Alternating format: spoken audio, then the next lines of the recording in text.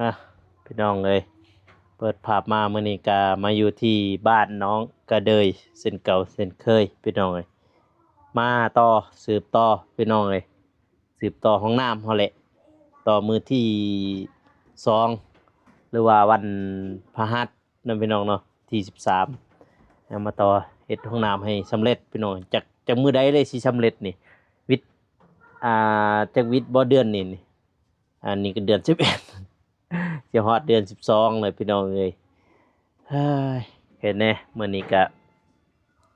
ได้เฮ็ดต่อพี่น้องก็ได้สืบต่อเนาะพี่น้องเนาะทางห้องน้ำน้องก็เลยเพิ่นก็ครบทีมคือเก่าขาดแต่ลูกเคย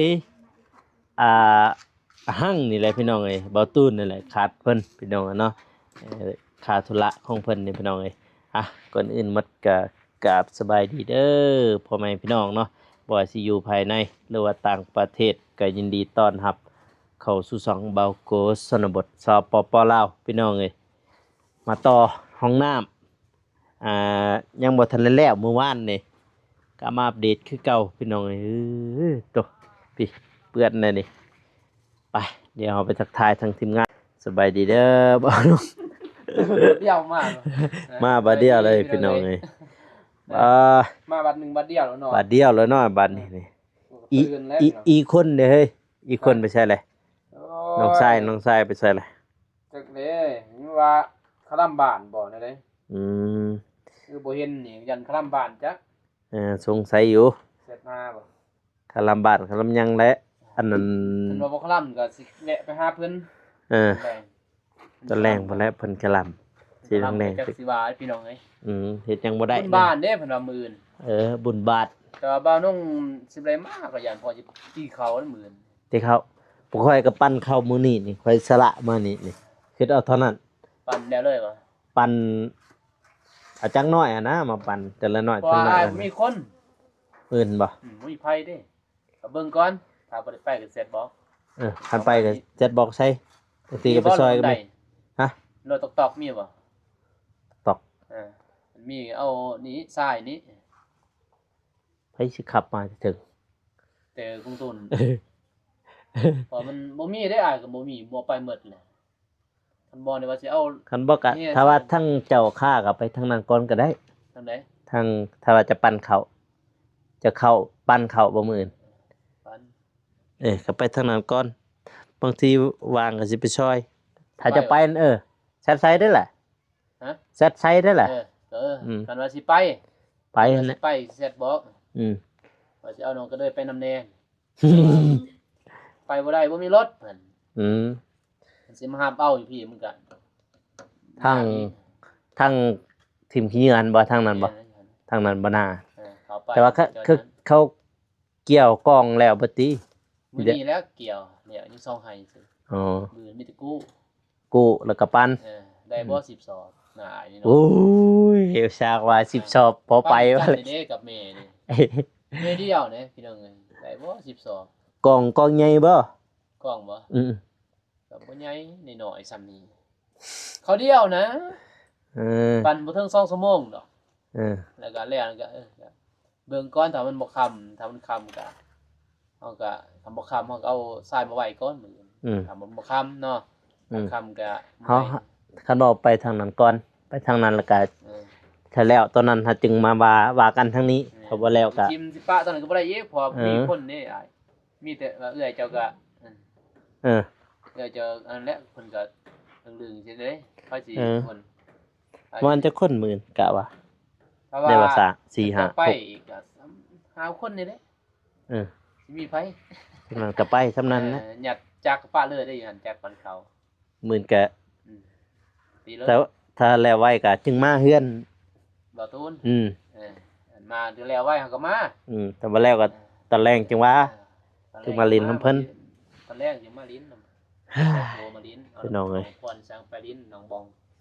ไปสัตว์ปุ่มเป่าตึ้งตังน้องก็เด้อเด้บ่ไปบ่ ไปบ่มื้อนี่สบายดีนะ สบายดีเด้อ ดนเมื่อวานนี่ไปแซ่เมื่อวานนี่ เก็บกาแฟ เก็บกาแฟ ไปกินกาแฟ โอ้ยถ่ายมาก็บ่ได้เห็นซ้ำพี่น้องเอ้ยแต่ว่าเจ้าของเฮือนบ่อยู่ ลุยเองเลยลุยเองเลย3คนตึงตากตึงตากเอ้ยพี่น้องเอ้ย พี่ป๊บหมด ชาว บริวารยังเนี่ยหล่อเอาโหเนาะพี่ป๊บพี่เขาเนาะ เอาน้องก็เดินถ่ายก็ได้ไปเดี๋ยวไอจีขึ้นอันนี้ ก็ได้มันเหลว คืออันนั้นเด้อ บอกโก้ตัวนี้มันเหลว ก็เบิ่งนั่นก่อน ตัวนี้เบิ่งนี้บอกโก้ดอกป้าเลยสำนีเลย มื้อนี้บ่ บ่พอก็ได้ขอ ตรงนี้แล้ว ใช่อันนั้น เพราะว่าซีนั่นเด้ตัวนี้ อืม ตัวนี้ซีนั่นเอาสายไฟดอกไฟมาตัวนี้ เครื่องกลางบ่ มันเด็กคือนัสลี เออให้เครื่องกลางก็ดีกัน แนนได้เบาสายสเนลคนได้นี่ก็ แม่นบ่รับเทศนะทีมเฮานี่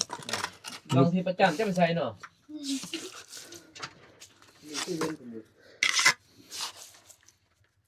ระวังได้นี่ ฮะ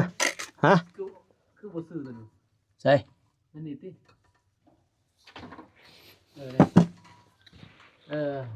เนี่ยนี่บ่ นี่เนี่ยเป็นหัวเลยกับเล็กมันนี่อ่ะโอเคไปเปิดเพลง มีแต่เบิ่งข้างนอกอันแหละตัวเทิงนี่ซื้อบ่ ดึงมาดึงออกโอเคได้แล้วได้แล้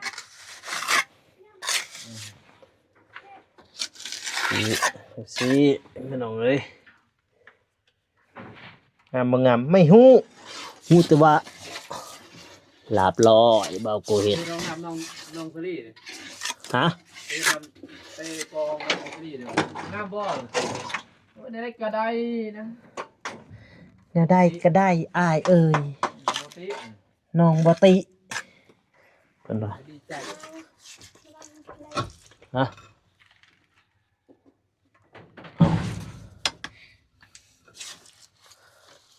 มาลุ้นจังอีกพี่น้องเอ้ย นี่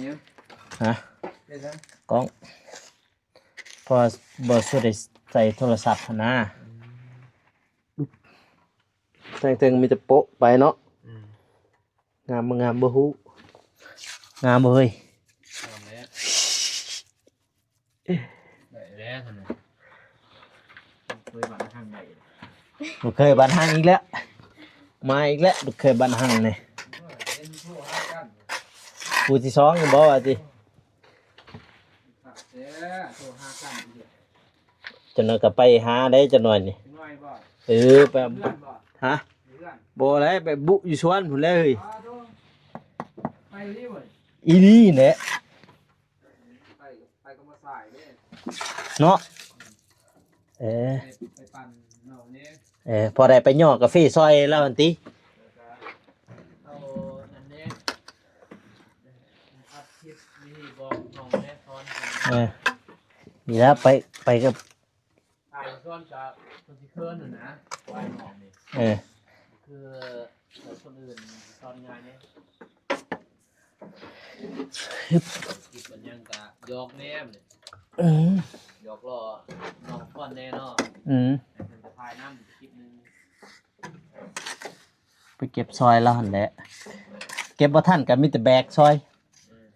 แบกกาแฟเพราะว่าเห็นน้องแล้วว่าสาวหนุ่มบ่มาเก็บซอย โอ้เด็ด เขาจ้างหั่นนะจ้างพวกสาวหนุ่มเด้สาวหนุ่มบ้านนั่นมาเก็บซอย เพื่อให้มันแหลว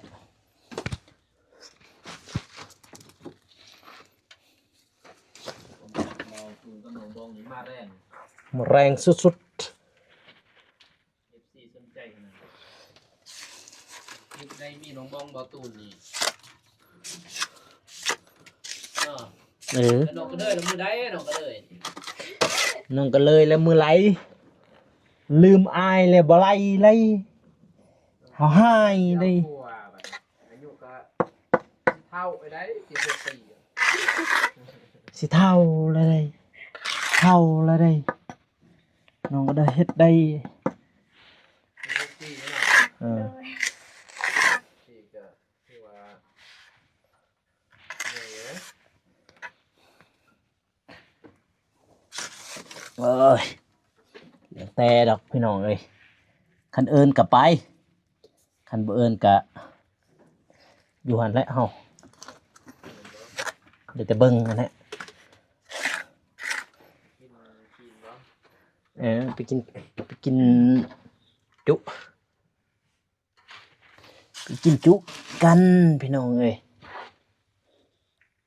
เดี๋ยวใส่เลยเนาะสำนี้เนาะ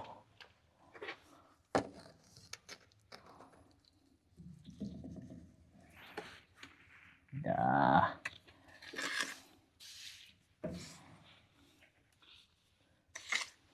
แต่ว่าสำนี้พี่น้อง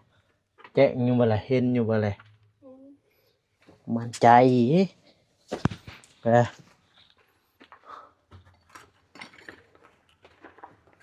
สิทุบเอาอีกนี่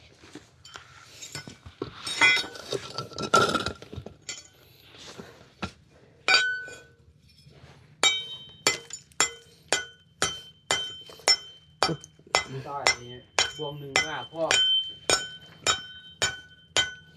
ใส่กับแม่เนาะใส่ไฟเครื่องบอกเอาเลยที่สามก่อนเมื่อ โอ้วันนี้อย่าจากไป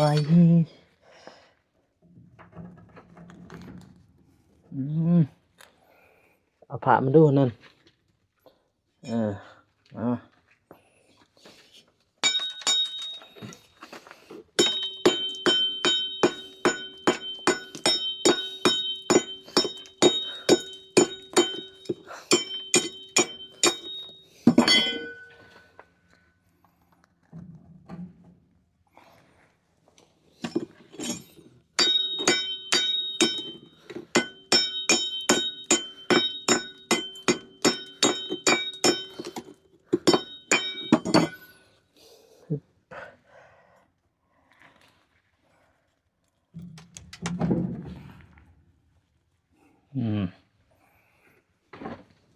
โอ้ย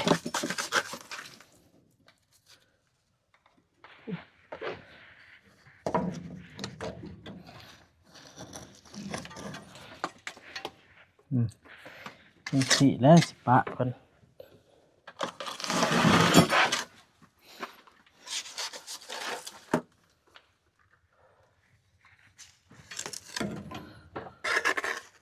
งามเลยบอกโกโก้ ใช่เบิ่งนั่นเด้อ เนาะเบิ่งเองไอ้นี่บอกว่าหักกันเด้อ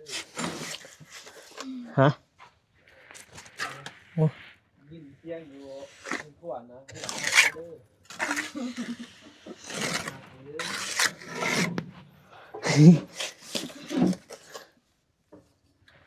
อนุ่งผ้าถ่ายเฮามีบ่ ใช่ บ่ โอ้ โบกับพุ่นเล็ดเอาเรื่องบอง ผ้าถ่ายกินเต็มเฮ้ย เรื่องบองผมเนี่ย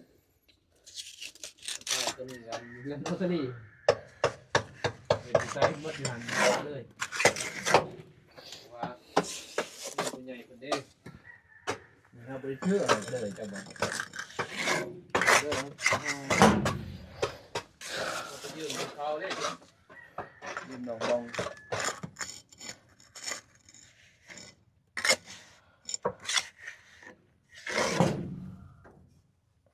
หาจะได้บ่จะถึงบ่จะถึงอยู่บ่เนี่ยจะถือแบบนี้ค่อยนั่นนี่จะถือแบบนี้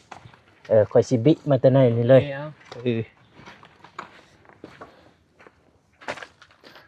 มาเดี๋ยวหน่วยเฮาอีกนะเฮาเห็นเท่าไรเฮาก็จะเก็บแบบเฮาจะเก็บอีหลีเด้ใจใหญ่เด้ดินนี่เนาะ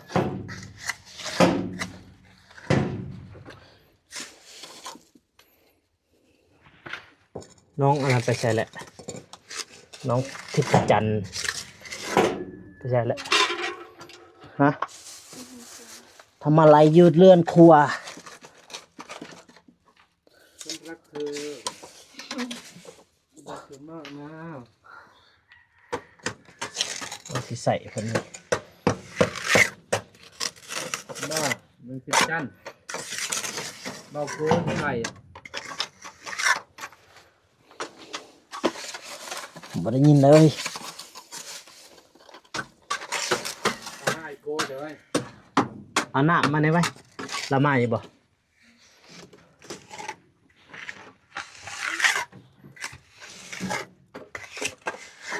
น้ำกินมัน บ่นับมันน่ะนี่ใส่นี่นี่ มันจะได้ น้ำตัวไรก็ได้น้ำกินก็ได้จอกหนึงเอาสิใส่นี่ซื่อๆแนตหนึ่งพ่อแนตหนึ่ง ดิสนีย์ โอ้ย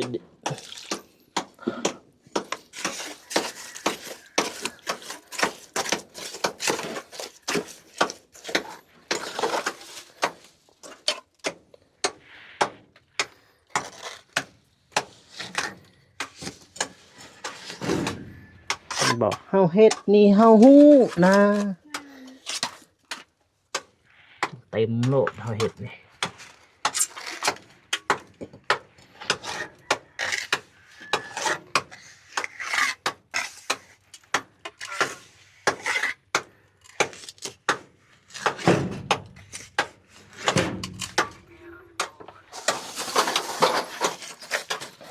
เอ้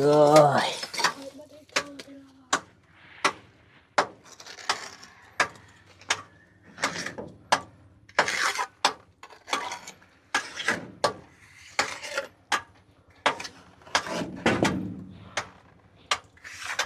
เอานุ่งปะได้แล้ว โอ้งามเลยพอแล้วบอกว่าตั้งเทิงนี่ นี่ทางนี้ เอาทางนี้ เอาบ่ เอามา โอ้ยปูนหักกันยังหน่อยเดียวเฮ้ย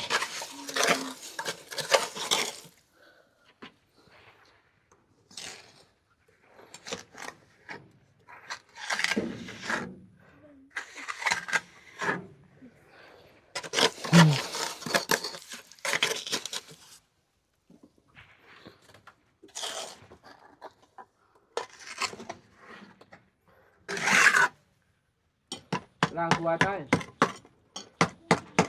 เราตัวโจ๊กซ้ำเนี่ย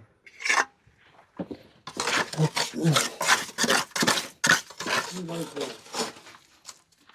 นี่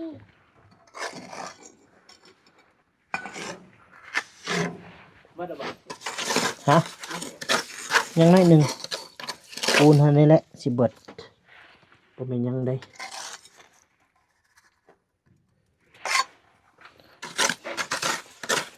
เสียดายให้ไปทายเขากับบุ้มีนี่มีทายในกินเต็มปะนะ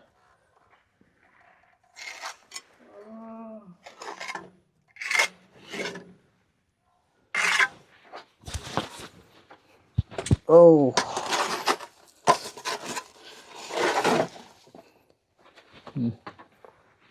ผมมีกระทายนี้กินงามนี่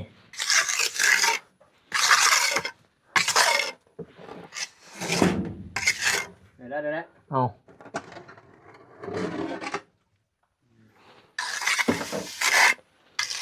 ตามไปจากกอนี่แหละส้มมาใหม่มันนี่อาจจะพ่อดูสมัย เลยจะ17 นาทีนะ นาที ไปโอ้ยไก่แล้วไก่แล้วไก่แล้วไก่แล้ว ต้องเปิดหน่อยมียัง ผ้า ผ้า เออ ผ้าดิ ในยันนะเท่านั้นแหละ หมดแล้วอยู่นะ เอามานี่เอามานี่ให้เราไปถือแบบเมื่อกี้ ไปชื่อเลย เอาแป้นมาอัดไว้หั่นนะนี่อัดตัวนี้นี่ ฮึบรถชมนั่นแหละนี่พระทายค่อย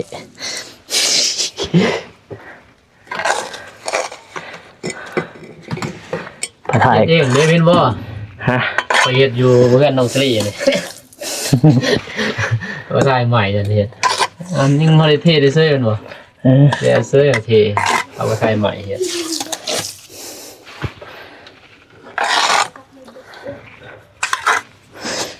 ถ่ายไม่เอาปึ๊บ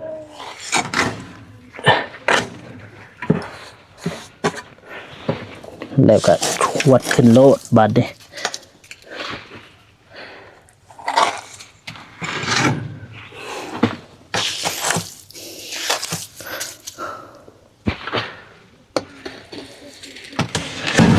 น้องเลยลุก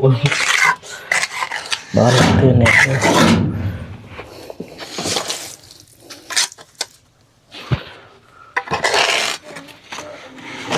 กำสั่นพี่น้อง กันเนาะก็บอกกันปานใดเพอไม่ได้เปิดโหมดมันถ้าเปิดโหมดมันก็แบบว่าชิอยูเลยเห็นนะ นี่คือ Samsung เนาะ จะต่าง คือว่า Samsung ดีสุดในโทรศัพท์ แม่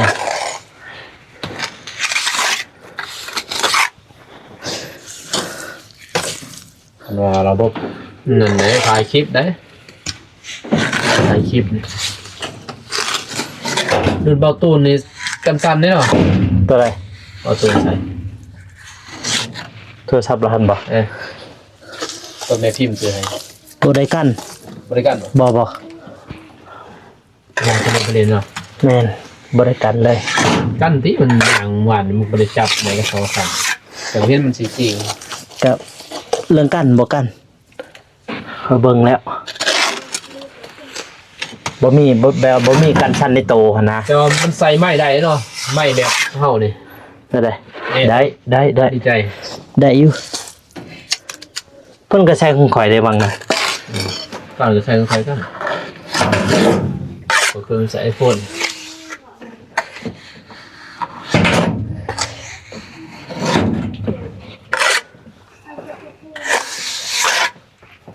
ปาเลย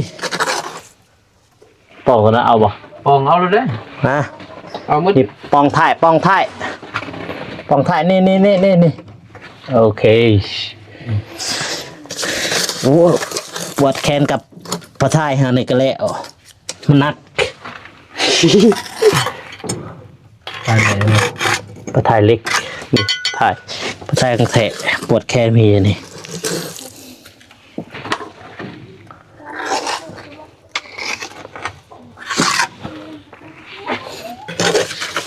คันเพันหนีบมาแต่พุ่นหันจำอันนี้นี่มันก็จะพอดีหรอกสิตกไปเลย แล้วเบิ่มตกมันจุดดิยังไปยึดอะไรแล้ว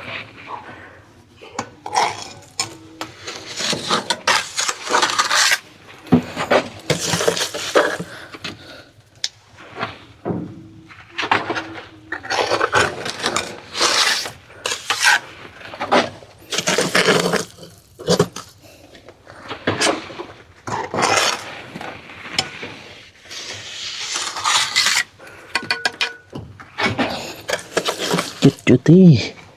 ใส่ถึงเลย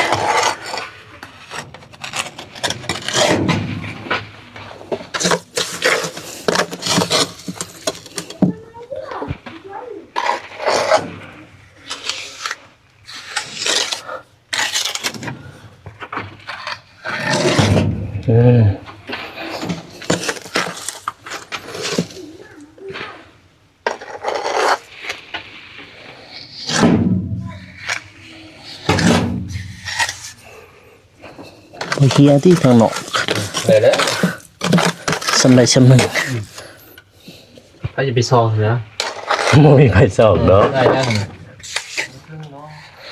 ได้แล้วพอแล้ว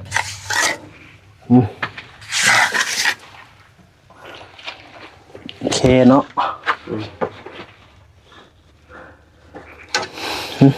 หยุดต้องได้ปวดน้ำผ้านี่ปัก นักนี่นี่ปลาตัวนี้นี่ ปลาหนักลาย นักแค่ อืม